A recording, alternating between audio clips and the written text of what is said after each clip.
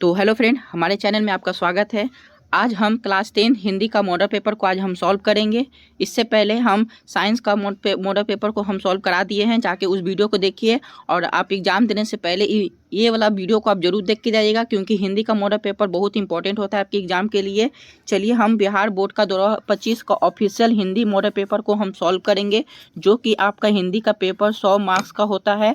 और इस 100 मार्क्स में से आपका जो 50 मार्क्स आपको ऑब्जेक्टिव रहता है और 50 मार्क्स आपका सब्जेक्टिव रहता है। तो आप इस पूरे पेपर को सॉल्व करके जाइएगा, आपका कॉन्फिडेंस बढ़ेगा और इसी के आधार के पैटर्न के अनुसार आपका एग्जाम सेंटर में आपका पेपर रहेगा। ये क्वेश्चन नहीं रहेगा, ये सिर्फ मॉडल पेपर है। आपको बिहार बोर्ड आपको प्रैक्टिस के लिए मॉडल पेपर देता है ताकि बच्चा इसे प्रैक्टिस करे और इसका पैटर्न के आधार पर आपको मेन परीक्षा आपको 2025 में लेगा। तो चलिए हम मॉडल पेपर को सॉल्व करते हैं। ऑब्जेक्टिव क्वेश्चन, सबसे पहला ऑब्जेक्टिव क्वेश्चन को हम देखेंगे, फिर उसके बाद हम सब्जेक्टिव क्वेश्चन को देखेंगे। देखिए, खंड अ में हमारा वस्तुनिष्ठ प्रश्न है, यानी कि ऑब्जेक्टिव क्वेश्चन है, जो कि प्रश्न संख्या 1 से 100 तक है और हमें किन्हीं 50 प्रश्नों का हमको उत्तर देना है। आज हम 100 का 100 ऑब्जेक्टिव क्वेश्चन को हल करेंगे और उसमें से आप बताइएगा आपका कितना सही हुआ है। देखिए, पहला क्वेश्चन है। पहला क्वेश्चन पूछा गया है कि स का उच्चारण स्थान हमको बताना है। देखिए, स का उच्चारण स्थान कोई भी सर है, दंती सर है या तलव्य सर है, उसका उच्चारण स्थान हमेशा मुद्रा होता है। ठीक है, ऑप्शन सी मेरा इसका सही आंसर होगा। अगला क्वेश्चन देखिएगा कि निम्नलिखित में कौन हर्षव स्वर है। तो हमको हर्षव स्वर बताना है, तो याद देखिएगा हर्षव स्वर इसमें अ आ जाएगा। अगला क्वेश्चन देखना है, निम्नलिखित में कौन यौगिक चिन्ह है। तो यौगिक चिन्ह इसका आंसर डी हो जाएगा। अगला क्वेश्चन देखेंगे, निम्नलिखित में कौन शुद्ध शब्द है। अब हमको शुद्ध शब्द बताना है, तो शुद्ध शब्द इसका विलीन शुद्ध शब्द हमारा है, क्योंकि तालीम जो है वो ये बहुमुखी जो है वो अशुद्ध शब्द है। ठीक है, अगला क्वेश्चन देखेंगे। पूछा गया है कि जिन व्यंजन के उच्चारण में स्वार्थ पूर्व से अल्प मात्रा में निकले और जिनमें अहकार जैसी ध्वनि नहीं होती है, उन्हें क्या कहते हैं। तो देखिए, जिन व्यंजनों में उच्चारणों पूर्व अल्प मात्रा में निकले, उनमें आकार जैसी ध्वनि उत्पन्न नहीं होती है, उन्हें हम लोग कहते हैं अल्प प्रणाम। ठीक है, इसका आंसर ए सही हो जाएगा। अगला क्वेश्चन देखेंगे, जब एक ही ध्वनि का द्वित्व हो जाए तब वह क्या कहलाती है। तो देखिए, जब एक ही ध्वनि का द्वित्व हो जाए वो युग्मक ध्वनियाँ कहलाती है। इसका ऑप्शन बी सही आंसर हो जाएगा। देखिए, बिहार बोर्ड में आपका 60 गो क्वेश्चन जो रहता है वो ऑब्जेक्टिव में रहता है और 40 जो क्वेश्चन रहता है वो आपका किताब से रहता है। ठीक है, तभी मिलाकर टोटल आपका 100 ऑब्जेक्टिव बनता है। ध्यान रखिएगा, 60 ऑब्जेक्टिव आपका ग्रामर से रहेगा। ठीक है, ये ग्रामर का क्वेश्चन है, 60 ऑब्जेक्टिव ग्रामर रहेगा और 40 से बुक से रहेगा। ठीक है, इसलिए आपको ग्रामर बहुत मजबूत रखना होगा। अगला क्वेश्चन देखेंगे, महोत्सव शब्द का संधि विच्छेद करना है। तो देखिए, महोत्सव शब्द का संधि विच्छेद जो है वो महापलत उत्सव होता है। क्या होता है? महापलत उत्सव, यानी कि इसका डी हो जाएगा।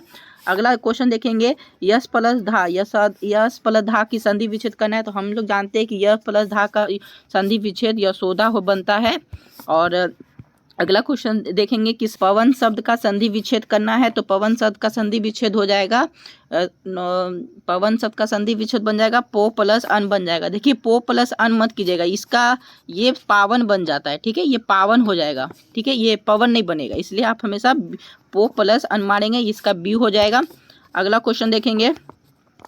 अगला क्वेश्चन पूछा गया है कि जहां वाक्य की गति अंतिम रूप में ले जाए और विचारधारा एकदम टूट जाए। देखिए, जहां वाक्य की गति अंतिम रूप में ले जाए और विचारधारा एकदम टूट जाए, वह किस विराम का प्रयोग होता है। तो देखिएगा, जहां विराम का प्रयोग होता है तो वहां पे पूर्ण विराम इसका आंसर सही हो जाएगा। अगला क्वेश्चन देखेंगे, कीर्तन किस शब्द का लिंग का उदाहरण। देखिए, कीर्तन जो है वो पुल्लिंग है। ठीक है, कीर्तन शब्द जो है वो पुल्लिंग शब्द है। अगला है कि एकता शब्द किस लिंग का उदाहरण है। देखिए, एकता जो होता है ना वो भी पुल्लिंग होता है। ठीक है, एकता स्त्रीलिंग नहीं है, एकता क्या है, वो पुल्लिंग है। इसका भी ए आंसर सही होगा। अगला देखेंगे, कुजरा शब्द का स्त्रीलिंग क्या है। तो देखिए, कुजरा जो शब्द है, शब्द का स्त्रीलिंग वो कुजरी बनेगा। क्या बनेगा? कुजरी बनेगा दोस्तों। अगला है कि निम्नलिखित में कौन शुद्ध वाक्य है। अब हमको शुद्ध वाक्य बताना है। शुद्ध वाक्य और अशुद्ध वाक्य से इससे भी ये क्वेश्चन बिहार बोर्ड 1-2 क्वेश्चन निकालता है। तो याद रखिएगा, बंदूक एक बहुत ही उपयोगी अस्त्र है, ये तो शुद्ध नहीं है।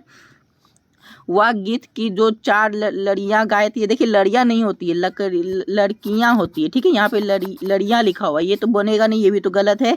पुलाव बहुत लजीब है। ये ठीक लग रहा है, पुलाव बहुत लजीब है। और हमारे शिक्षक प्रश्न पूछते हैं, देखिए हमारे शिक्षक प्रश्न पूछते नहीं, ये तो गलत होगा। शुद्ध वाक्य जो बनेगा वो ऑप्शन सी हमारा राइट आंसर होगा। ठीक है, अगला क्वेश्चन देखेंगे कि परिणाम शब्द में कौन उपसर्ग है। देखिए उपसर्ग से भी क्वेश्चन पूछा जाता है, एक उपसर्ग से पूछता है और एक प्रत्यय से पूछता है। उपसर्ग जो होता है ना वो शब्द के आगे लगता है और प्रत्यय जो होता है वो शब्द के पीछे लगता है। तो उपसर्ग पूछा गया है, तो परिणाम में पूछा गया है, तो परिणाम में कौन सा उपसर्ग हो जाएगा, तो परिणाम में जो होगा वो मेरा परि उपसर्ग हो जाएगा। ठीक है, उसी तरह पूछा गया कि गायक शब्द में कौन प्रत्यय है। देखिए प्रत्यय होता है वो शब्द के पीछे लगता है, तो गायक में कौन सा प्रत्यय हो जाएगा, तो गायक में अक प्रत्यय हो जाएगा। ठीक है, यहाँ पे एक नहीं मार के आइएगा, एक गलत हो जाएगा, यहाँ पे अक रहेगा वही मार के आइएगा, तो ऑप्शन आपका बिल्कुल सही होगा। अब हमको बताना है कि रचना तथा बनावट की दृष्टि से विचार के कितने शब्द होते हैं। तो याद रखिएगा रचना और विचार के टोटल 3 शब्द होते हैं, ये ऑप्शन बी हमारा सही होगा। अगला क्वेश्चन देखेंगे, निम्नलिखित में यौगिक शब्द कौन है। अब हमको यौगिक शब्द बताना है, तो यौगिक शब्द हमारा देखिए यौगिक वो शब्द होता है जो दो शब्द को तोड़कर दोनों का अर्थ बनाता है। देखिए पीला का कोई अर्थ नहीं होता है, नमक का कोई अर्थ नहीं होता है, कान का कोई अर्थ नहीं बनेगा, लेकिन दूध वाला को जब तोड़ेंगे तो दूध अलग बनेगा, वाला का अलग अर्थ बनेगा, इसलिए हमारा दूध वाला क्या आंसर एकदम सही होगा, option see the right answer. अगला क्वेश्चन है कि 19 नंबर हमको बताना है कि निम्नलिखित में कौन तद्वत शब्द है। तद्वत शब्द हमको बताना है कि देखिए हीर, जूता, हैजा नहीं, आग हमारा क्या हो जाएगा, आग हमारा क्या है, तद्वत शब्द है।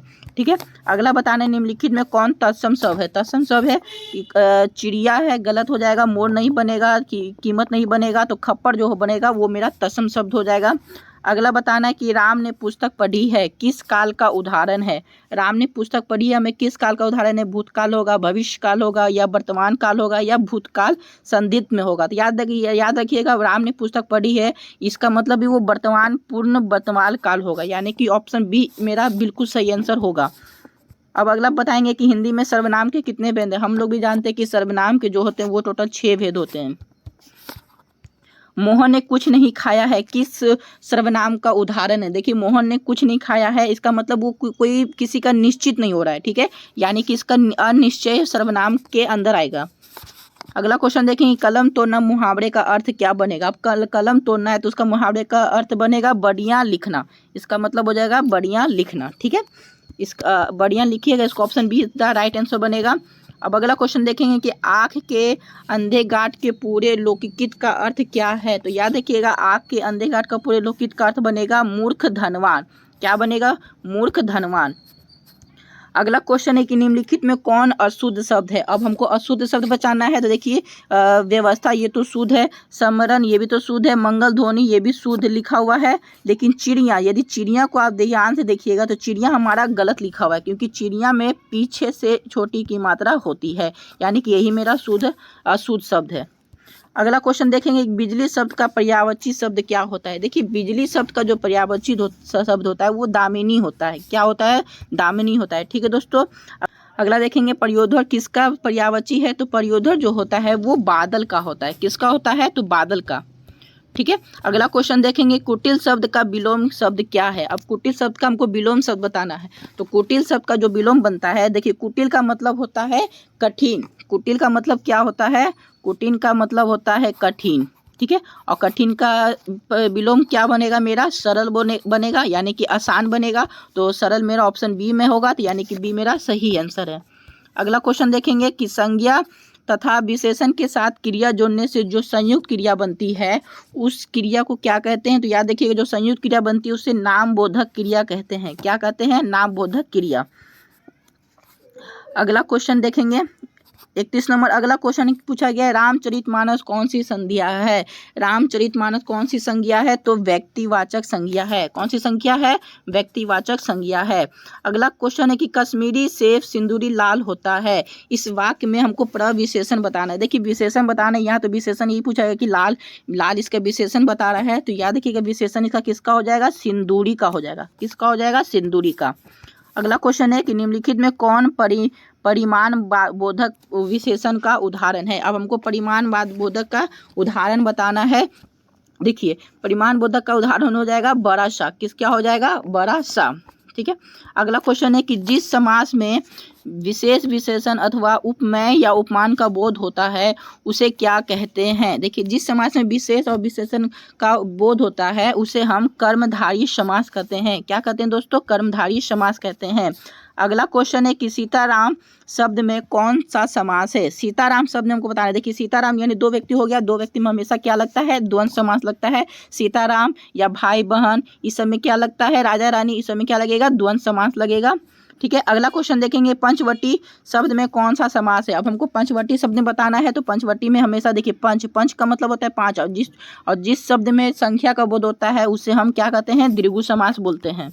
अगला है कि क्रिया की विशेषता प्रकट करने वाले शब्द को क्या कहते हैं। क्रिया की विशेषता प्रकट वाले शब्द को हम लोग क्रिया विशेषण बोलते हैं। क्या बोलते हैं? क्रिया विशेषण। अगला क्वेश्चन देख लेंगे। अगला क्वेश्चन बोला गया है, निम्नलिखित में अज्ञावाचक वाक्य का उदाहरण क्या है। निम्नलिखित में अज्ञावाचक वाक्य का उदाहरण हमको बताना है। तो देखिए, इसमें जो बोला गया तुम खाओगे, ये तो होगा नहीं। तुम सदा सत्य बोलो, हाँ ये इसमें आज्ञा दे रहा है, ये आपको आज्ञा दे रहा है कि तुम हमेशा सत्य बोलो। ठीक है, ये आज्ञा हो जाएगा। अगला क्वेश्चन पूछा गया, रचना की दृष्टि से वाक्य कितने प्रकार होते हैं। अब हमको बताना है रचना की दृष्टि से वाक्य कितने प्रकार होते हैं। तो वाक्य रचना की दृष्टि से 3 प्रकार के होते हैं। अगला क्वेश्चन है, निम्नलिखित में कौन मृष्य वाक्य है। अब हमको मृष्य वाक्य बताना है, तो याद रखिएगा, सिपाही को देखकर चोर भाग गया, इसमें तो मृष्य वाक्य हमको नहीं बन रहा है। मैं बिछावन पर गया और वो सो गया, हाँ देखिए ये बिल्कुल मृष्य वाक्य बन रहा है, इसका यही आंसर हो जाएगा। अगला क्वेश्चन है, रात और संध्या के बीच की वेला इस वाक्य खंड के लिए एक शब्द है। तो देखिए, रात और संध्या के बीच में हमें एक शब्द निकालना है, तो वो हमारा क्या बनेगा? अनिशा, ये तो गलत बनेगा। और सूर्य पहरा, ये भी गलत है। हाँ, गोधली। गोधली क्या है? रात और संध्या के बीच की, और ये क्लास 10 का हिंदी का बुक भी है। अगला है कि चिंता में रात भर जगना किस मुहावरे का अर्थ है। देखिए, चिंता में रात भर जगना हमको मुहावरा बताना है। तो घोड़ा बेचकर सोना, देखिए यहाँ पे सोने का बात आ गया, जबकि यहाँ पे जागना है, तो ये तो बिल्कुल गलत लग रहा है। उल्टी गंगा बहाना, ये तो बिल्कुल नहीं बनेगा। 3 तेरा करना, ये तो और गलत लग रहा है। तारे गिनना, हाँ तारे गिनना बिल्कुल सही हो सकता है कि रात भर जागना, चिंता में जागना हम लोग बोलते हैं ना कि तारे गिनते हो, ये इसका बिल्कुल आंसर सही होगा। अगला क्वेश्चन देखेंगे कि शेर के समान बलवान किस पद पंग का उदाहरण। देखिए, पद बंग से क्वेश्चन उठाया गया है। ये 2024 में पद बंग से क्वेश्चन नहीं उठाया गया था, लेकिन इस बार पद बंग से क्वेश्चन उठा दिया है, इसलिए आप लोग बिल्कुल पढ़ के जाइएगा। पद बंग से क्वेश्चन आता है तो याद रखिएगा, इसका विशेषण पद बंग हो जाएगा, क्योंकि शेर के समान बलवान यानी कि इसका विशेषण बता रहा है। ठीक है, अगला क्वेश्चन देखेंगे कि निम्नलिखित में किसके साथ कर्ता ने चिन्ह का प्रयोग नहीं होता है। देखिए, नहाने में तो कर्ता बिल्कुल नहीं आता है, और खास्ता में तो ने में बिल्कुल नहीं प्रयोग होगा, छिकना में बिल्कुल नहीं होगा, लेकिन भूलना में ने का प्रयोग होता है। इसका डी इसका राइट आंसर होगा। अगला क्वेश्चन देखेंगे, एक या अनेक का बोध कराने वाले शब्द को क्या कहते हैं। देखिए, एक या अनेक शब्द को बोध कराने वाले शब्द को हम लोग वचन बोलते हैं। कैसे वचन बोलते हैं? देखिए, यदि लड़का है तो यहाँ पे एक पीस लड़का का बात हो रहा है, यानी एक लड़का, लेकिन जैसे यहाँ पे हम लड़के लगा देंगे तो एक से अधिक लगा रहे हैं, यानी कि एक वचन और बहुवचन। तो एक वचन बहुवचन क्या बोध कर रहा है? हमारा एक या एक से अधिक बोध कर रहा है। ठीक है, अगला क्वेश्चन है कि माँ ने बच्चे को खिलौना खरीदा, यह वाक्य में किस कारक का उदाहरण है। अब हमको कारक का बताना है कि माँ ने बच्चे को खिलौना खरीदा, तो यह किस कारक का उदाहरण है। तो यहाँ पे संप्रदायिक कारक होगा, क्योंकि कर्ता ने कर्म को, इसमें आप चिन्ह याद देखिएगा, टोटल कारक का 8 भेद होता है, यहाँ पे संप्रदायिक कारक का बोध हो जाएगा। ठीक है, अगला क्वेश्चन देखेंगे। अगला क्वेश्चन देखिए, यहाँ पे भीमराव अंबेडकर के अनुसार, देखिए यहाँ पे जितने क्वेश्चन, टोटल 46 क्वेश्चन थे, 46 क्वेश्चन जो थे वो यहाँ पे ग्रामर से दिया हुआ था। किससे दिया हुआ था? ग्रामर से। लेकिन अब 46 के बाद जितने क्वेश्चन रहेंगे वो आपके किताब से रहेंगे। अब किताब का क्वेश्चन को अब हल करते हैं। अब ध्यान से देखिएगा, किताब का क्वेश्चन आ गया है। भीमराव अंबेडकर के अनुसार प्रथा परिवर्तन की अनुमति ना देकर जाति तथा भारत में किसका एक प्रमुख प्रत्यक्ष कारण बनी हुई है। देखिए, ये क्वेश्चन हमारा प्रीवियस ईयर में आप वीडियो देखिएगा तो वहाँ पे हम मॉडल पेपर में ही कराए हुए थे कि किसका बेरोजगारी बना हुआ है, तो बेरोजगारी का कारण बना हुआ है। प्रीवियस ईयर आप वीडियो देखिए, आपको बहुत आपको हेल्प मिलेगा। उसके बाद देखिए, निम्नलिखित में सेन साहब की एक बेटी का नाम बताना है। देखिए, सेन साहब की बेटी का नाम बताना है, तो देखिए कुसुम तो सेन साहब की बेटी का नाम था नहीं, लक्ष्मी तो बिल्कुल नहीं था, हाँ शेफाली था, शेफाली सेन साहब की बेटी का नाम था। इसका सी इसका राइट आंसर हो जाएगा। अगला बताना है कि मैक्स मूलर रचित भारत से हम क्या सीखें शीर्षक पाठ साहित्य की कौन सी विद्या है। तो एक तरह का भाषण है। देखिए, हम इसका वीडियो हम प्रीवियस ईयर क्वेश्चन में हम कराए हुए हैं। देखिए, हूबहू एकदम बिल्कुल लड़ा हुआ है, आप इसका भाषण हो जाएगा, क्योंकि मैक्स मूलर अपने कहानी में भाषण बताए थे। अगला बताना है कि बाणभट्ट की आत्मकथा उपन्यास के लेखक कौन है। अब देखिए बाणभट्ट बताना है कि उपन्यास के लेखक कौन है, तो हजारी प्रसाद द्विवेदी हैं। ठीक है। अगला क्वेश्चन है कि हिंदी तथा इसकी विविध बोलियां किस लिपि में लिखी जाती है। तो हिंदी तथा इसकी, आप लोग भी जानते हैं कि हिंदी जो है वो देवनागरी में लिखी जाती है। आपको बिल्कुल अपना ऑप्शन पढ़ने का जरूरत ही नहीं, आपको डायरेक्ट मिल जाएगा, आप डायरेक्ट मार दीजिएगा। अब देखिए अगला क्वेश्चन है कि चल चुपचाप बना अपनी रोटियां, तू सोचता है कि मैं तुझे पतली पतली नरम नरम रोटियां सेक कर खिलाऊंगी। यह कथन जो बहादुर का कहानी के किस पात्र का है। तो यह कहानी जो है वो लेखक की पत्नी निर्मला का है। निर्मला जो है वो बहादुर की कहानी को बोलती है चल चुपचाप अपनी रोटियां बना और तुझे पतली पतली नरम नरम रोटियां सेक कर खिलाऊंगी, ये लेखक की पत्नी निर्मला बोलती है। ठीक है। अगला क्वेश्चन है कि गुरु नानक हिंदी की किस भक्ति धारा के एक प्रमुख कवि हैं। ठीक है। अब हमको बताना है प्रमुख कवि हैं, तो देखिए सूफी भक्ति धारा ये तो प्रमुख नहीं है। हाँ, निर्गुण संत भक्ति धारा, हाँ ये बिल्कुल सही आंसर हो जाएगा। निर्गुण संत भक्ति धारा एक प्रमुख कवि है गुरु नानक हिंदी के। ठीक है। अगला क्वेश्चन देखेंगे। अगला क्वेश्चन है कि कृष्ण भक्त कवि रसखान किन छंद से सिद्ध थे। तो देखिए कृष्ण भक्त कवि रसखान जो थे वो सवैया के सबसे सिद्ध माने जाते थे। ठीक है। इसका डी इसका आंसर हो जाएगा। कवि धनानंद किस मार्ग को अति सुधो कहते हैं। वाह, बहुत अच्छा क्वेश्चन है। कवि धनानंद जो है वो प्रेम मार्ग को अति सुधो कहते हैं। ठीक है। ये कहानी बहुत अच्छा है, इसको आप जरूर पढ़िएगा, इससे भी 1-2 क्वेश्चन आ जाता है। देखिए कवि प्रेमधन का पूरा नाम क्या है। तो याद है कवि प्रेमधन का पूरा नाम बद्री नारायण चौधरी प्रेमघन है। इसका सी इसका आंसर सही होगा। अगला क्वेश्चन देखिए, पाठ्य पुस्तक में भारत माता शीर्षक कविता किस काव्य संग्रह से संकलित है। अब देखिए पाठ्य पुस्तक में भारत माता जो है वो ग्रामिया नाम पाठ से संग्रहित है। इसका 20 का राइट आंसर होगा। अगला देखिए, कवि रामधारी सिंह दिनकर की दृष्टि में आज के देवता कहाँ मिलेंगे। तो बाबू कवि रामधारी जो दिनकर हैं वो आज के देवता जो बोलते हैं वो खेत खलियानों में मिलेंगे। कहाँ मिलेंगे, तो खेत खलियानों में मिलेंगे। अगला क्वेश्चन है कि बी.आर. नारायण ने किस कहानी का अनुवाद किया है। तो बी.आर. नारायण जो है वो दही वाली मंगम्मा ने कहानी का अनुवाद किया है। ठीक है। अगला क्वेश्चन है। अगला क्वेश्चन देखिए पूछा गया, ये कहानी का कोई लाइन को उठाया हुआ है, पढ़ते हैं और आपको बता दें इसका आंसर क्या होगा। मंगू ने झूठा लाल ललाकर ही तुमने अधिक पागल बना दिया। आदत डाली हो तो जानवरों को भी पखाना पेशाब कहाँ करना और कहाँ ना करना इसका ख्याल आ जाता है। यह कथन माँ शीर्षक कहानी के किस पात्र का है। देखिए मंगू का जब भी बात है तो ये जो लाइन जो बोली थी वो माँ जी अपनी बड़ी पुत्री के लिए ये लाइन बोली थी। ठीक है। किसके लिए, माँ जी अपनी बड़ी पुत्री की लाइन बड़ी पुत्री के लिए बोली थी। अगला क्वेश्चन है कि टीले की ओर निकलते निकलते लक्ष्मी किसके इंतजार में कुछ पिछड़ गई। अब देखिए टीले के लिए वो अच्युत के लिए वो क्या कही थी, अच्युत का वो इंतजार कर रही थी कि अच्युत आएगा और उसके साथ ही हम कुछ बाजार में जाएंगे, तो उसके लिए वो पिछड़ गई थी। ठीक है। अगला क्वेश्चन है कि वल्ली अम्माल के गांव का क्या नाम था। वल्ली अम्माल के गांव का नाम मुन्ना डिपट्टी था। क्या था, मुन्ना डिपट्टी था। धरती कब तक घूमेगी शीर्षक कहानी में कैलाश की पत्नी का क्या नाम था। तो देखिए कैलाश की पत्नी का नाम क्या था, वो राधा था। क्या था, कैलाश की पत्नी का नाम राधा था। अब देखिए मानव का रचा हुआ सूरज मानव को भाप बनकर सोख गया। यह पंक्ति किस शीर्षक कविता से ली गई है। तो वो यह पंक्ति जो है वो सूरज मानव को वो सोख लेगा, वो हिरोशिमा पंक्ति से ली गई है। ठीक है। अगला क्वेश्चन है कि आत्मजयी प्रबंध काव्य के रचना कौन है। तो आप आत्मजयी प्रबंध काव्य के रचनाकार कौन है। तो कुंवर नारायण सिंह है। कौन है, कुंवर नारायण सिंह है। अगला क्वेश्चन है कि कवि रेनर मारिया रिस्के के अनुसार भगवान की कृपा दृष्टि कहाँ विश्राम करती है। अब हमको भगवान का कृपा दृष्टि बताना है, वो कहाँ विश्राम करती है। तो कवि के कपोलों की नर्म सैया पर। कहाँ पर, कवि के कपोलों की नर्म सैया पर वो क्या करती है, वहाँ पे कृपा दृष्टि विश्राम करती है। अगला क्वेश्चन पूछा गया है कि कवि रेनर मारिया रिस्के के अनुसार किसके बिना भगवान भी एकांकी और निरुपाय है। तो आप लोग भी जानते हैं कवि जो थे वो भक्त के बहुत ज़्यादा गुण गाते थे, इसलिए यहाँ पे क्या हो जाएगा, भक्त के बिना। देखिए पॉजिटिव क्वेश्चन है तो आप पॉजिटिव आंसर ही ढूंढिएगा, ठीक है। अहंकार के कभी होगा भगवान किसी का गुण गाएंगे, बिल्कुल नहीं गाएंगे, धन को तो जोत ही नहीं है भगवान को, इसलिए क्वेश्चन पॉजिटिव पूछा गया तो इसका आंसर भी आप पॉजिटिव ढूंढिए, और क्वेश्चन यदि निगेटिव है तो उसका आंसर भी आप क्या कीजिए, निगेटिव ढूंढिए, ठीक है। अगला क्वेश्चन पूछा गया है, समकालीन हिंदी कविता की कवियत्री अनामिका का जन्म कहाँ हुआ था। तो देखिए कवि अनामिका का जन्म जो था वो मुजफ्फरपुर में हुआ था, और मुजफ्फरपुर कहाँ है, तो बिहार में है। अगला क्वेश्चन है कि कवियत्री अनामिका के अनुसार सृष्टि की विकास कथा के प्रथमाक्षर क्या है। तो इसका आंसर जो होगा, पहली विफलता पर छलके आंसू, इसका आंसर क्या होगा, पहली विफलता पर छलके आंसू, ठीक है।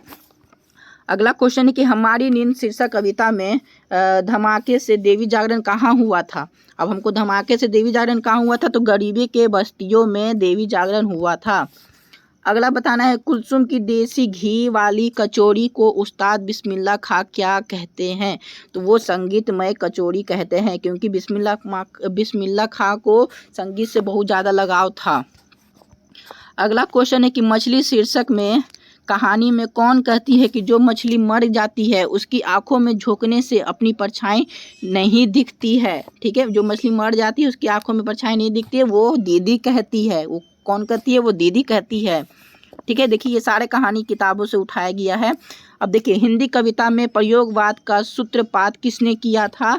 तो वो कौन किया था, सच्चिदानंद हीरानंद वात्स्यायन अज्ञेय ने किया था। कौन किया था, तो सच्चिदानंद हीरानंद वात्स्यायन अज्ञेय ने किया था। इसका ऑप्शन डी मेरा राइट आंसर होगा। अगला क्वेश्चन है कि निम्नलिखित में कौन शीर्षक कविता पर्यावरण, मनुष्य तथा सभ्यता के विनाश की अंतःव्यवस्था को अभिव्यक्त करती है। तो देखिएगा ये इसमें जो कवि कुंवर नारायण जो थे वो एक वृक्ष की हत्या के बारे में बता रहे थे, ठीक है। अगला क्वेश्चन है कि मंगम्मा किसके मन को बस में करने का 3-4 गुण माँ जी को बताती है। देखिए मंगम्मा जो थी किसी को बस करने के लिए 3-4 गुण बताती थी कि किसको बस करना है। तो याद देखिएगा वो अपने पति को अपने बस करने का गुण बताती है, ठीक है। अगला क्वेश्चन देखेंगे, सीता अपनी 2-4 पूर्व पलों की गठरी बांध अंधेरे में कहाँ से निकल गई थी। तो याद देखिएगा वो अपने घर से निकल गई थी। कहाँ से निकल गई थी, सीता अपने घर से निकल गई थी। और निराला की साहित्य साधना पुस्तक के लेखक कौन है। तो निराला साहित्य के जो लेखक जो थे वो रामविलास शर्मा थे। कौन थे, रामविलास शर्मा, ठीक है। अगला क्वेश्चन देखेंगे कि निम्नलिखित में कौन उड़िया के एक प्रमुख कथाकार हैं। अब हमको प्रमुख कथाकार बताना है। श्रीनिवास जो नहीं थे प्रमुख उड़िया का मतलब होता है उड़ीसा। उड़ीसा के सबसे प्रमुख कथाकार कौन है, तो सातकोड़ी होता है। कौन है, सातकोड़ी होता। अगला क्वेश्चन देखेंगे, कवि जीवानंद दास आदि यदि अगले जन्म में हंस बनेंगे तो वो हंस किसका होगा। अब हमको कवि जीवानंद दास का बताना, यदि वो अगले जन्म में हंस बनेंगे तो वो हंस किसका होगा। तो वो हंस जो होगा वो किशोरी का होगा। मछुआरा का बिल्कुल नहीं होगा, लड़का का तो नाम ही नहीं है। और नाविक नाव चलाने वाले का बिल्कुल नहीं होगा, तो वो किसका हंस होगा, तो वो किशोरी का होगा। क्वेश्चन नंबर 80 देखेंगे कि महात्मा गांधी की दृष्टि में सबसे उदात्त और बढ़िया शिक्षा क्या है, जो बच्चों को मिलने वाली साधारण अक्षर ज्ञान की शिक्षा के बाद नहीं पहले से होनी चाहिए। देखिए महात्मा गांधी की दृष्टि से हमको बताना है। देखिए कंप्यूटर की शिक्षा तो पहले से भी नहीं थी, आज़ादी से पहले भी नहीं थी। व्यापार की शिक्षा, कहानी में व्यापार की शिक्षा को बिल्कुल नहीं माना गया है। तो अहिंसक प्रतिरोधक की शिक्षा, हाँ ये महात्मा गांधी की दृष्टि से ये सबसे बेहतरीन होता है कि अहिंसक प्रतिरोधक की शिक्षा से बच्चों को ये ज्ञान मिलना चाहिए। अगला क्वेश्चन पूछा गया, अंतर्राष्ट्रीय स्तर पर महात्मा गांधी के जन्म दिवस को किस रूप में मनाया जाता है। ये आप लोग भी जानते हैं, अंतर्राष्ट्रीय स्तर पर महात्मा गांधी को अहिंसा के दिवस के रूप में मनाया जाता है, ठीक है। अगला क्वेश्चन है कि आविनियो शीर्षक पाठ के अनुसार एक कविता पंक्ति है, कैसी तुम नदी हो, उत्तर हो सकता है। अब आपको बताना है कि आविनियो कहानी में एक कविता था कि कैसी तुम नदी हो, इसका उत्तर क्या हो सकता है, ठीक है। तो याद रखिएगा, जैसी तुम रतन मार्ग गढ़वा हो, ये तो नहीं होगा, गढ़वा हो तो हो ही नहीं सकता। जैसी तुम कविता हो, हाँ ये बिल्कुल होगा, जैसी तुम कविता हो। मतलब कैसी तुम नदी हो, मतलब कि जैसी तुम कविता हो। पूछेंगे तुम कैसे हो, तो हम बढ़िया हैं, ठीक है, यही हो। कैसी तुम नदी हो, तो जैसी तुम कविता हो। इसका 20 का सही आंसर होगा। अगला क्वेश्चन है कि बिरजू महाराज अपना सबसे बड़ा जज किसको मानते थे? तो बिरजू महाराज अपना सबसे बड़ा जो जज थे वो अपनी अम्मा को मानते थे। अगला क्वेश्चन है कि दहते विश्वास शीर्षक कहानी में लक्ष्मी किसका रूप देखकर शंकातीत हो उठती है? दहते विश्वास बताना है। दहते विश्वास में जो लक्ष्मी थी किसका रूप देखकर शंकित हो जाती है? तो आसमान का। किसका? तो आसमान का।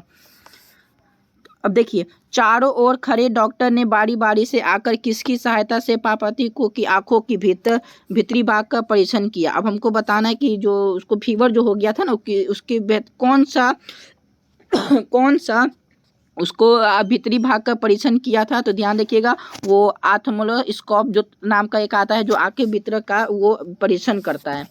ठीक है। अगला क्वेश्चन पूछा गया है कि भक्त कवि गुरु नानक के पद किस भाषा से रचित है? किस भाषा से रचित? तो याद रखिएगा, जो गुरु नानक जो थे वो पंजाबी मिश्रित ब्रज भाषा से वो क्या थे? तो वो रचित थे। इसका डी इसका आंसर होगा। अब देखिए, 252 वैष्णवन की वार्ता के अनुसार कवि रसखान को किसने पुष्टि मार्ग में दीक्षा दी थी? तो याद रखिएगा, कवि को जो दीक्षा दिया था वो विपटल नाथ ने दिया था। कौन दिया था? विपटल नाथ ने दिया था। ठीक है, इसका सी इसका आंसर होगा। अगला क्वेश्चन देखिएगा, जनतंत्र का जन्म शीर्षक कविता के अनुसार मिट्टी की अबोध मूर्ति कौन है? अब जनतंत्र का जो जन्म हुआ था वो कविता के अनुसार हमको बताना है। तो जनतंत्र में हमेशा जनता आ जाएगा। किसका आ जाएगा? जनता आ जाएगा। अब देखिए, परंपरा का मूल्यांकन कविता निबंध के अनुसार साहित्य में मनुष्य की कैसी भावना प्रतिफलित होकर उसे प्राणी मात्र से जोड़ती है? तो याद देखिएगा, वो आदिम भावनाएं से वो प्राणी मात्र से क्या करती है? वो जोड़ती है। अब देखिए, गुणाकर मूल्य के अनुसार किस नाटक ग्रंथ से पाटलिपुत्र यानी कि पटना को नगर कहने की जानकारी मिलती है? तो याद रखिएगा, पादका द्वितकम से उनको जानकारी क्या मिलती है? पाटलिपुत्र को गुणाकर मूल्य से नाटक में मिलती है। अब देखिए, 91 नंबर क्वेश्चन पूछा गया है, बुढ़ा चौकीदार वृक्ष जब दूर से ही ललकाराता है तब कौन कवि कहा क्या जवाब देता? यानी कि बुढ़ा चौकीदार वृक्ष जब दूर से ही ललकाराता है तब कवि क्या उसका जवाब देता है? तो कवि उसको दोस्त मानता है। क्या मानता है? कवि उसको दोस्त मानता है। अब देखिए, अक्षर ज्ञान शीर्षक कविता में बेटा अंगा को ड समझता है। देखिए, अक्षर ज्ञान में कविता में एक बेटा था, वो अंगा को क्या समझता है? अंगा को ड समझता है। तो इस क्षेत्र में इस यहाँ पे बेटा बनेगा कि पिता बनेगा कि माँ बनेगा? वो दादा बनेगा। क्या बनेगा? जब अंगा को ड समझेगा तो क्या बनेगा? तो वहाँ पे माँ बनेगा। अंगा को ड समझने का कारण है कि अक्षर ज्ञान में जो बेटा था ना वो अंगा को माँ समझता था। क्या समझता था? माँ समझता था। अब देखिए, कन्नड़ साहित्य के प्रतिष्ठित रचनाकार श्रीनिवास का जन्म कहाँ हुआ था? तो देखिए, श्रीनिवास का जन्म कर्नाटक में हुआ था। कहाँ पे? कर्नाटक में। कहाँ में? तो कोलार में हुआ था। ठीक है, कहाँ हुआ था? तो कोलार में हो जाएगा। ठीक है। अगला क्वेश्चन है कि माँ शीर्षक कहानी में अस्पताल की परिचारिका किस तरह मंगू का ध्यान अपनी तरफ खींचती है? अब देखिए, अब अपनी तरफ खींचती है कौन? माँ जो थी वो परिचारिक में किस तरह मंगू का ध्यान अपनी ओर खींचती थी? तो हाथ का रुमाल फटका कर। किसका? हाथ का जो रुमाल था वो फटका कर मंगू का ध्यान अपनी ओर आकर्षित करती थी, यानी कि खींचती थी। ठीक है। अगला क्वेश्चन है कि बिरजू महाराज का शीर्षक रश्मि वाजपेयी रंग कर्म की किस पत्रिका का संपादक है? तो अब देखिए, ये जो इसका आंसर हो जाएगा वो नट रंग हो जाएगा। क्या हो जाएगा? नट रंग हो जाएगा। अब देखिए, कवि घनानंद किस मुगल बादशाह के यहाँ मीर मुंशी का काम करते थे? अब मीर मुंशी का काम करते थे, कौन काम करते थे? तो मोहम्मद शाह रंगीले। कौन थे? मोहम्मद शाह रंगीले। अब देखिए, मैक्स मुलर के अनुसार किस भाषा के अध्ययन ने मानव जाति के संपूर्ण इतिहास को एक वास्तविक रूप में पहली बार प्रकट कर दिखाया था? तो इसका मैक्स मुलर को है ना संस्कृत भाषा का बहुत ज़्यादा नॉलेज था। इसका हम वीडियो बनाए हुए कि मैक्स मुलर के बारे में पूरा बताए हुए कि मैक्स मुलर को संस्कृत भाषा का बिल्कुल नॉलेज था। उनको संस्कृत भाषा से ज़्यादा उनको बोलने के लिए आता था, इसलिए उनका आंसर संस्कृत हो जाएगा। अब देखिए, कवि जीवानंद दास किस भाषा के सर्वाधिक सम्मानित एवं चर्चित कवियों में से एक है? देखिए, जो देखिए कवि जीवानंद है ना, वो बांग्ला में ज़्यादा उनको रुचि था और बांग्ला से ही उनको जीवन दास को उनका परिचय भी मिला था, उनको पहचान भी मिली थी। अब देखिए नाखून क्यों बढ़ते हैं, शीर्षक पाठ के अनुसार देवताओं के राजा का हथियार ब्रज किसकी हड्डियों से बना हुआ था। अब देखिए जो देवता का जो हड्डियों बना हुआ था वो इंद्र का बना हुआ था, और इसका आंसर हो जाएगा धडीची मुनि की हड्डियों से उनका जो देवता का हथियार बना हुआ था।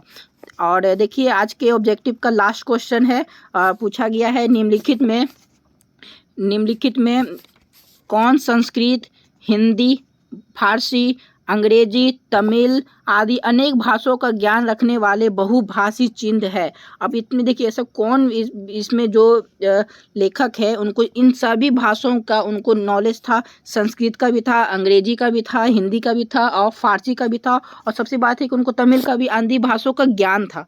कौन थे? तो एक सच्चिदानंद हीरानंद ही थे जिनको इन भाषाओं का क्या था, उनको ज्ञान था। ठीक है, ये अब हमारा ऑब्जेक्टिव 100 क्वेश्चन जो है वो कंप्लीट हो चुका है। इसके बाद हमारा खंड ब यानी कि विषयनिष्ठ प्रश्न आता है।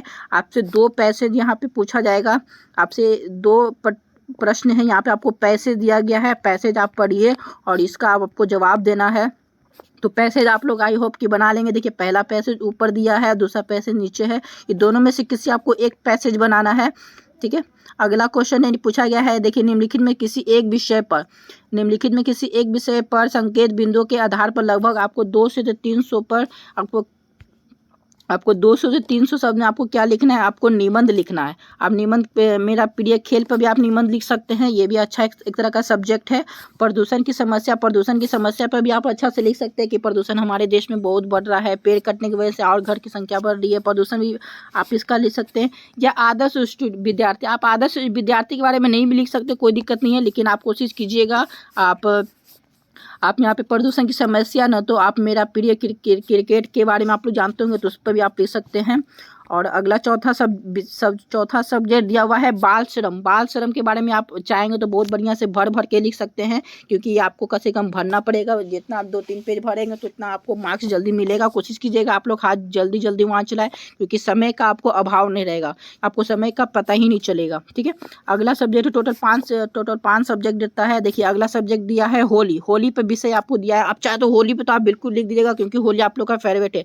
यहाँ पे 2 सब्जेक्ट हमको बिल्कुल अच्छा लग रहा है, एक होली अच्छा लग रहा है और एक यहाँ पे मेरा प्रिय क्रिकेट हमको अच्छा लग रहा है। आप चाहे तो दोनों में से किसी एक पर उठा के आप लिख सकते हैं। ठीक है, अगला क्वेश्चन देखते हैं, तो थोड़ा हम इसका लेटर देखते हैं। लेटर किस में दिया हुआ है? लेटर दिया हुआ है कि वार्षिक परीक्षा में प्रथम आने पर अपने मित्र को बधाई देते हुए एक पत्र लिखना है। यानी कि आप मान लीजिए आप परीक्षा में प्रथम आए हैं और आपने प्रथम आने की खुशी में आप अपने मित्र को बधाई दे रहे हैं, यानी कि खुशी का अपना आगमन कर रहे हैं। तो उसको कैसे लिखिएगा? मतलब कि जहाँ पर हैं वहाँ पर स्थान का नाम लिखिएगा, और जहाँ पर भेजिएगा अपने मित्र को, मित्र आपका कहाँ रहता है उसका नाम लिखिएगा। आप लिख दीजिएगा प्रिय मित्र, और उसके बाद मैं वार्षिक परीक्षा मैट्रिक में परीक्षा में अव्वल आया हूँ, इसका खुशी का अपना बयान में लिख दीजिएगा। ये क्वेश्चन जो आपका है वो 5 नंबर का है, आपसे पूछा जाएगा। यदि आपको ये नहीं लिखना है तो आप अथवा में दे सकते हैं। इसमें देखिए कोई बच्चे ऐसे क्या करते हैं ना, आप उनको पता नहीं रहता, वो अथवा वाला ही बना लेता है, लेकिन ये कंफ्यूजन मत कीजिएगा। इन दोनों में से भी हार बोर्ड आपको कोई एक बोलता है बनाने के लिए। ठीक है, या तो आप ये वाला बनाइए ना तो आप ये वाला बनाइए। इस क्वेश्चन में पूछा गया है 2 छात्रों के बीच परीक्षा में आए कठिन प्रश्नों को लेकर बातचीत का संवाद के रूप में लिखिए। ये क्वेश्चन हमको कह रहा है कि दो छात्र यानी कि 2 लड़का के बीच में, मान लीजिए पहला लड़के का नाम राम है और दूसरा लड़के का नाम श्याम है। ठीक है, राम श्याम को बोलेगा कि कैसा गया एग्जाम, फिर श्याम बोलेगा राम को ठीक गया, तुम्हारा कैसा गया। मतलब कि दोनों आपस में बातचीत करेगा, इसको कम से कम 1 पेज में भरना है। ठीक है, दोनों जैसे कि 2 महिलाएं आपस में बातचीत करती है ना, उसी तरह 2 दोस्त आपस में बातचीत करेगा, लेकिन उस दोनों के बीच में बात जो होगा वो कैसा टॉपिक होगा। टॉपिक ध्यान दीजिएगा, परीक्षा के बारे में टॉपिक लेना, ऐसा नहीं है कि दोनों दोस्त के बीच में आप किसी चीज़ का टॉपिक को घुमा दीजिएगा। नहीं, परीक्षा का ही टॉपिक होना चाहिए कि तुम्हारा परीक्षा में कैसे गया, तैयारी कैसे किए, कहाँ तुम्हारा छोटा क्वेश्चन, इस तरह का सब्जेक्ट का डिस्कस कीजिएगा। ऐसा नहीं कि आप किसी चीज़ का घूमने के लिए आप वहाँ पर डिस्कस कर लीजिएगा और लिख के आ जाइएगा तो आपको नंबर वहाँ पर काट लेगा। इसलिए यदि आप ये क्वेश्चन बना रहे हैं तो ये क्वेश्चन को थोड़ा सा ध्यान में रखिएगा। 2 दोस्त आपस में बातचीत करें वो ठीक है, लेकिन टॉपिक ध्यान दीजिएगा, परीक्षा में आए कठिन प्रश्नों को लेकर बातचीत यहाँ पे लिखना है। यहाँ पे साफ लिखा हुआ बातचीत करना है, लेकिन कैसा बातचीत करना है, तो परीक्षा में आए हुए कठिन प्रश्न को। ठीक है, आई होप कि आप समझ गए होंगे। अब देखिए थोड़ा सा क्वेश्चन आंसर को ध्यान देते हैं। देखिए क्वेश्चन आंसर पूछा गया है कि निम्नलिखित में से किन्हीं 5 प्रश्नों का उत्तर देना है। तो आपको सिर्फ 5 प्रश्न का ही उत्तर देना है। आप 5 प्रश्न आपको जो आता हो आप उसका उत्तर दीजिए और आप 10 नंबर लेके चल जाइए। ठीक है, क्वेश्चन पूछा गया है भीमराव अंबेडकर के अनुसार जातिवाद के पोषक पक्ष उसके पक्ष में क्या तर्क देते हैं। ये भी एक तरह का अच्छा क्वेश्चन है। कवि गुरु नानक की दृष्टि में विष कब पानी कब विष के समान हो जाती है। ये क्वेश्चन बैंक का ये क्वेश्चन को उठाया गया है। ये क्वेश्चन में हमेशा रिपीट होता है। अगला देखिए रंगप्पा कौन था, वह मगरमच्छ से क्या चाहता था। ये क्वेश्चन बहुत बढ़िया है। थर्ड नंबर ज़्यादा नहीं 3 लाइन का है। यदि आप इसका क्वेश्चन आंसर आपसे नहीं बन रहा हो तो आप हमें कमेंट कीजिएगा, क्योंकि वीडियो ज़्यादा लंबा ना हो इसलिए हम शॉर्ट हम वीडियो निकालने की कोशिश करते हैं। अब देखिए अगला बिरजू महाराज कौन कौन से वाद एक बजाते थे। ये भी अच्छा क्वेश्चन है। ये भी बार बार रिपीट क्वेश्चन को बिहार बोर्ड कर देता है। देखिए कवि वीरेंद्र अग्रवाल के अनुसार लोग अभी भी क्या करना भूल रहे हैं। देखिए ये क्वेश्चन रिपीट नहीं करता, ये क्वेश्चन नया है। हो सकता है ये 2025 में डाल दे। आपका जो 1 महीना के बाद जो एग्जाम है, अब समय भी बहुत कम बचा हुआ है, 20 दिन ही बचा हुआ है, इसलिए आप लोग बहुत ज़्यादा मेहनत कीजिए। अगला क्वेश्चन देखेंगे, बड़े डॉक्टर के आदेश के बावजूद पार्वती अस्पताल में भर्ती क्यों नहीं हो पाते थे। हाँ ये भी क्वेश्चन अच्छा है। 6 नंबर ये भी क्वेश्चन बहुत अच्छा इंपॉर्टेंट लग रहा है। इसी तरह आप यदि क्वेश्चन आंसर आप लोग से नहीं बनेगा तो आप हमें कमेंट कीजिएगा, हम क्वेश्चन बना लेंगे। अगला एक व्याकरण से क्वेश्चन नंबर 10 में दिया गया है, संधि और समास में अंतर स्पष्ट करें। आपको संधि और समास का अंतर आता है तो ठीक है। समास में इतना याद रखिएगा, समास में टोटल 6 वेद होते हैं। समास में कभी कभी ऑब्जेक्टिव में पूछा जाता है कि समास के कितने वेद होते हैं, तो समास के टोटल 6 वेद होते हैं। ठीक है, अगला देखेंगे। अगला पूछा है कि निम्नलिखित प्रश्नों में से किसी एक प्रश्न का उत्तर दीजिए। आप देखिए यहाँ पे 6 नंबर पूछा गया है। और एक बात यहाँ पे आप ध्यान रखिएगा, शब्द सीमा का ध्यान रखिएगा। शब्द सीमा यहाँ पे 100 शब्द बोला गया है। 100 शब्द का मतलब कि वहाँ पे जो आपका कॉपी मिलेगा उसके हिसाब से आपको कम से कम 1.5 से 2 पेज आपको भरना पड़ेगा। ठीक है, तभी आपका 100 शब्द बढ़ेगा, और 100 शब्द भरिएगा तब जाके आपको कितना नंबर मिलेगा, 5 नंबर मिलेगा। ठीक है, देखिएगा इस दोनों में से आपको कोई 2 या तो पहला का जवाब दीजिए या तो आप दूसरा का जवाब दीजिए। दोनों में से किसी एक का आपको जवाब देना है। ठीक है, और इसी के साथ मेरा मॉडल पेपर यहाँ पे आपका कंप्लीट हो चुका है। हिंदी का मॉडल पेपर यहाँ पे कंप्लीट हो चुका है। कोशिश कीजिएगा आप लोग हिंदी का मॉडल पेपर को आप पूरा बढ़िया से आप मेहनत कीजिएगा। और सबसे बड़ी बात क्या है कि हम थोड़ा सा आपको समझा देते हैं कि हिंदी में यदि आपका अच्छा नंबर आ जाता है, मान लीजिए हिंदी जो 100 नंबर का होता है और 100 में से यदि आप इसको 70 नंबर ले आते हैं, सिर्फ हिंदी का बात कर रहे हैं, तो यकीन मानिए आपका जो मार्क्स जो होता है वो ऊपर होने का चांस बढ़ता है, क्योंकि हिंदी जो पेपर है वो 100 मार्क्स का है। ठीक है, आप और प्रत्येक सब्जेक्ट में यदि आप 70 ही लेके चल रहे हैं, जो अभी से तैयारी कर रहे हैं, यदि आप 70 लेके ही चल रहे हैं तो यकीन मानिए आपको अभी से ही 350 नंबर कोई नहीं काटेगा लाने के लिए। 350 नंबर आपका बहुत बेहतरीन एक अच्छा मार्क्स होता है बिहार बोर्ड के लिए। लेकिन आप और ज़्यादा अपना थोड़ा सा सेल्फ इफेक्ट लगाते हैं तो इसमें थोड़ा सा और इंक्रीज आप अपना नंबर कर दीजिए। हो सकता है ये 400 के पास भी पहुंच जाए, लेकिन आप बच्चा इसमें क्या करता है, अपना सेल्फ इफेक्ट लगाता है। इसमें टीचर कुछ नहीं करते, इसमें बच्चा अपना सेल्फ इफेक्ट लगाता है, तब जाके बच्चा क्या करता है, उतना स्कोरिंग कर पाता है। ठीक है, आई होप कि आप समझे होंगे। और हिंदी का पेपर वॉच कर लीजिएगा। फिर हम कल हम कोशिश करेंगे कि हम सोशल साइंस का मॉडल पेपर सॉल्व करा दें, और नहीं तो फिर मैथ का भी है, फिर संस्कृत का भी है, क्योंकि मॉडल पेपर सॉल्व करना बहुत ज़रूरी है।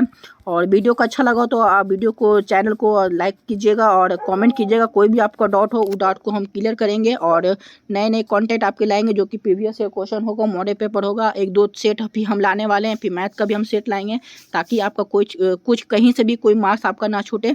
और फिर मिलते हैं फिर नेक्स्ट वीडियो में। वीडियो का अच्छा लगा हो तो लाइक ज़रूर कीजिएगा। ठीक है, और सबसे बड़ी बात है कि आप समय बहुत कम बचा हुआ है, आप लोग तैयारी में लग जाइए। ठीक है, चलिए इस टाइम को वेस्ट नहीं करते हैं, फिर मिलते हैं नेक्स्ट वीडियो में। तब तक के लिए थैंक यू।